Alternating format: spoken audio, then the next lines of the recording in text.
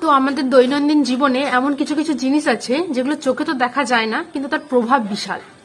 এই যেমন ধরো আমিষ নিরামিষ, এঁঠো, বাসি, হেগো, এইগুলো আর কি। তো তুমি দেখবে আমিষের সঙ্গে নিরামিষ যদি থেকে যায় তাহলে নিরামিষটা আমিষ হয়ে যায়, কিন্তু ওই একইভাবে যদি নিরামিষের সঙ্গে আমিষ থাকে তাহলে কিন্তু নিরামিষটা মানে আমিষটা নিরামিষ হয় না, মানে নিরামিষটা আমিষ হয়ে যায় কিন্তু আমিষটা নিরামিষ হয় না। মানে এর কোনো লজিক নেই, কিন্তু এটা আছে।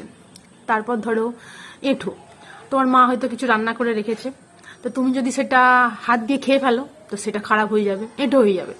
কিন্তু সেই একই খাবার তুমি যদি চামচ দিয়ে তুলে খাও বা কিছু জিনিস মানে কিছু দিয়ে বাটিতে করে তুলে খাও, সেগুলো কিন্তু এঁঠো হবে না। মানে আর আর রইলো কিনা বাসি, বিছানায় ধপার ধপ তুমি যখন খুশি বসে পড়তে পারো, কিন্তু সেই বিছানায় বসলে তুমি বাসি হচ্ছ না। কিন্তু তুমি যদি রাত্রিবেলায় বিছানাতেই বসো আর সেই বিছানা থেকে তুমি যখন বাইরে যাবে তুমি হয়ে যাবে বাসি। মানে তোমাকে জামাটা পাল্টে তবে অন্য কিছু কাজকর্ম করতে হবে, মানে তুমি বাসি হয়ে গেছো, তুমি বাসি হয়ে গেছো। তারপর কিন্তু এটা আবার এই বাসি ফাসি এসব ছেলেদের হয় না, এগুলো মেয়েদেরই হয়। তারপর রইলো হেগো, তুমি বাথরুমে যখন হিসু করো তখন তুমি হেগো হও না, কিন্তু তুমি যদি পটি করো হাগো তখন তুমি হেগো হয়ে যাও।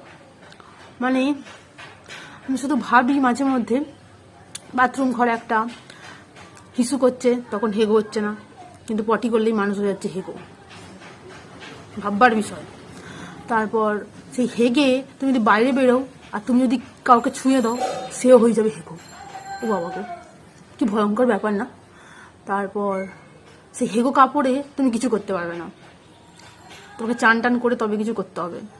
আর বাড়িতে যদি ঠাকুমা দিদিমারা থাকে, মানে তারপর তুমি যদি বিবাহিত হও, তোমার যদি শাশুড়ি ফাশুড়ি থাকে তাহলে তো আর দেখতে নেই। তবে এইসব কথাগুলো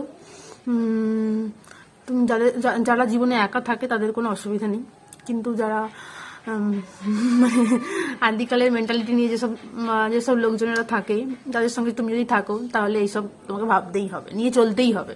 তো এগুলো চোখে না দেখা গেলেও এর প্রভাব বিশাল, এটা হলো ব্যাপার।